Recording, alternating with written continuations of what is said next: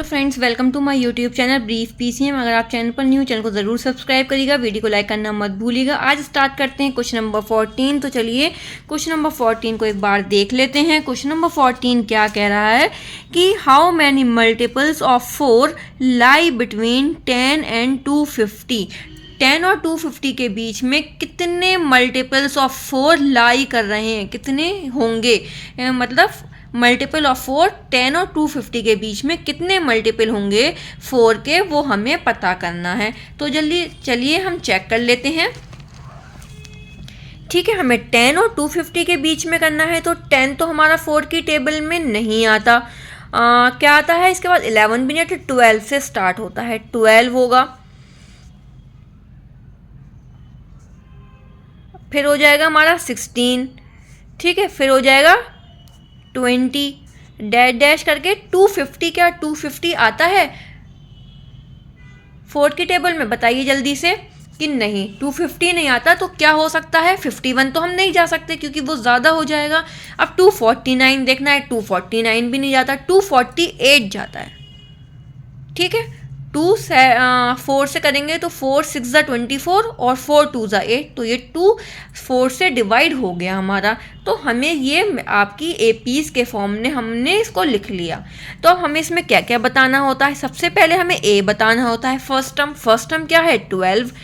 Common difference बताना होता है, A2 में से A1 माइनस कर दो, 16 में से 12 माइनस करोगे तो कितना बचेगा? 4 बचेगा।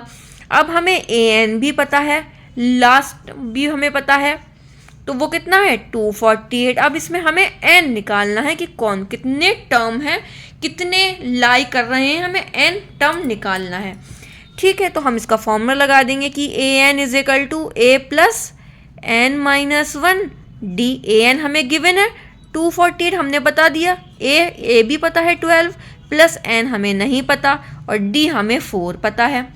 अब क्या करो, 248 माइनस में 12 कर दो, is equal to n minus 1, और ये क्या हो गया हमारा? 4 हो गया। ठीक है, इसको जो है हम यहीं सॉल्व कर लेते हैं।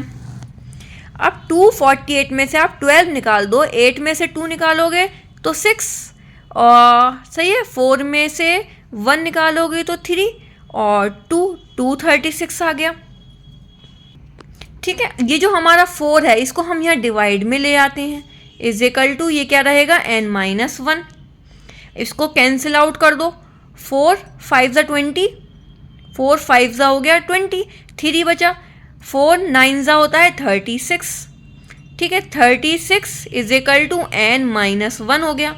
अभी जो माइनस का 1 है इधर ले आओ तो क्या हो जाएगा? प्लस का 1 हो जाएगा। तो यहाँ पर कितना हो गया? 37 हमारा कितने आ गए?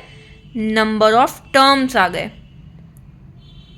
सॉरी, 59 नहीं, 59 होगा ये तो। 50 मैंने क्या लिख दिया? ये 36 मैंने कैसे लिख दिया?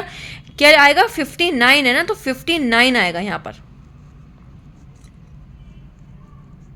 कितना आएगा? 59। 59 और 1 60, तो 60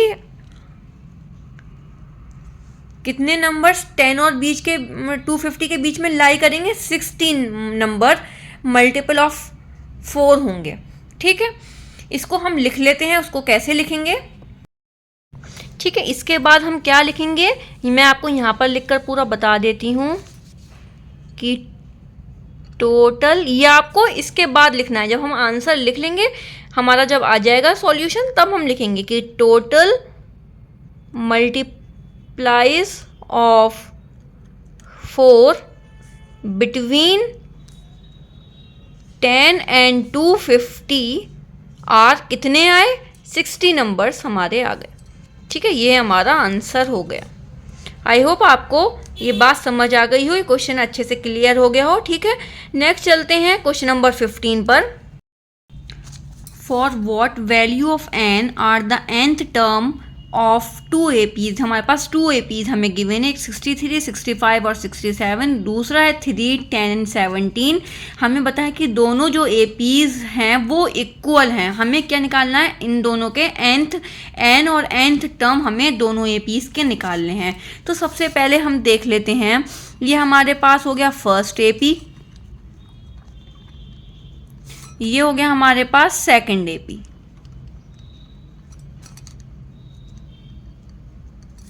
फर्स्ट ए पी हो गया, ये सेकंड ए पी हो गया। अब हमें ए फर्स्ट टर्म हमें पता है, यहाँ हम कैपिटल ए ले लेते हैं, कैपिटल ए यहाँ ले लेते हैं फर्स्ट टर्म 63, और यहाँ का हमारा दूसरा ए पी का फर्स्ट टर्म हमारा 3 हो गया, इसको हम स्मॉल ले लिया।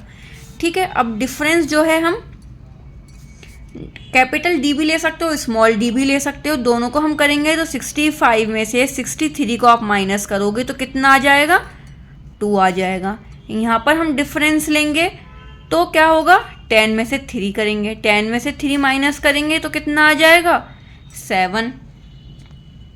ठीक है, अब हमें जो n है वो हमें नहीं पता है, इन दोनों का ही वही तो हमें निकालना है, what value of n and nth term. अब हमें an निकालना है, an और a स्मॉल an।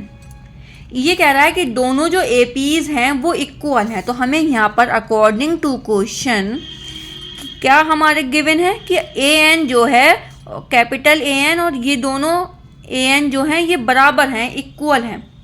ठीक है, ये चीज़ क्या है, हमें गिवन है APs का, क्योंकि इक्वल का है तो हमने इन दोनों को इक्वल रख दिया। इसका फॉर्मूला क्या होता है, कैपिटल ए तो नहीं होता लेकिन हमने इसको कैपिटल ए माना है, तो वो small a plus n minus 1d, यही तो फॉर्मूला होता है, बस हमने यहाँ कैपिटल ए रख दिया। अगर आप ये कैपिटल डी लोगे तो यहाँ कैपिटल डी रख देना। यहाँ पर हमारा क्या है, a plus n minus 1d, ये भी वही है।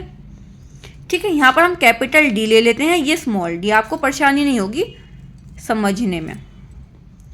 ठीक है, कैपिटल ए क्या है 63 प्लस n हमें नहीं पता, और d हमारे पास क्या है 2 इज इक्वल टू ये वाला a कितना है 3 प्लस n हमें नहीं पता माइनस 1, d कितना है 7। ठीक है, 63 plus 2n plus minus 2 is equal to 3 plus 7n plus minus 7 1 जा 7। 63 में से 2 आप माइनस कर दोगे तो 61 plus 2n is equal to, इसको और इसको प्लस कर लो, 7 में से 3 आप माइनस करोगे तो कितना बचेगा 4, माइनस का 4 प्लस 7n, क्योंकि 7 के आगे माइनस साइन है बड़े नंबर के आगे, इसीलिए हमने यहाँ माइनस लगा दिया।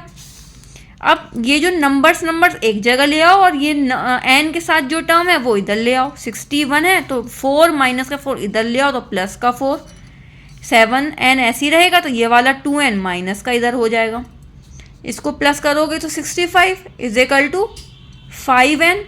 अब n की वैल्यू निकालेंगे तो 65 और अपॉन 5, 5 1 जा 5 और 5 3 जा 15, n इज इक्वल टू कितना आ गया 13 आ गया।